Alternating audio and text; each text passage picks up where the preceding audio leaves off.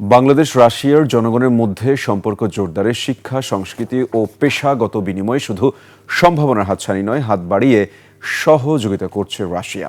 বিশেষ উচ্চশিক্ষায় বৃত্তি, সংস্কৃতি বিনিময় ও পেশাগত দক্ষতা অর্জনের সুযোগ দিচ্ছে দেশটি। বিস্তারিত আকবর হোসেন সুমনের রিপোর্টে।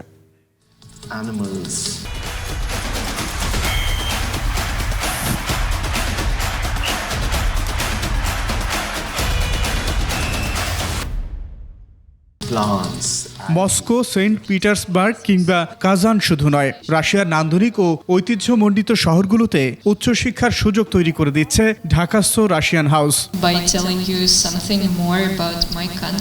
2018 সালে বাংলাদেশি শিক্ষার্থীদের জন্য রাশিয়ান বৃত্তির সংখ্যা ছিল 65, এখন তা বেড়ে হয়েছে 200 জনে।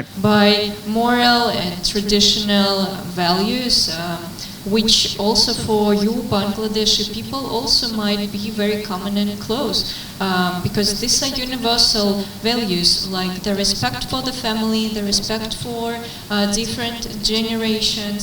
ষান্মাসিক অগ্রগতি ও অর্জন তুলে ধরে হাউসের পরিচালক ও রাশিয়ান ফেডারেশনের ফার্স্ট সেক্রেটারি জানান, রাশিয়ান সরকারের বৃত্তিতে পড়তে যাওয়া বাংলাদেশি শিক্ষার্থীরা আন্তর্জাতিক পর্যায়ে স্বীকৃতি অর্জন করছে। We also assist Bangladeshi universities to find partners from Russian universities and to start some Russian language programs.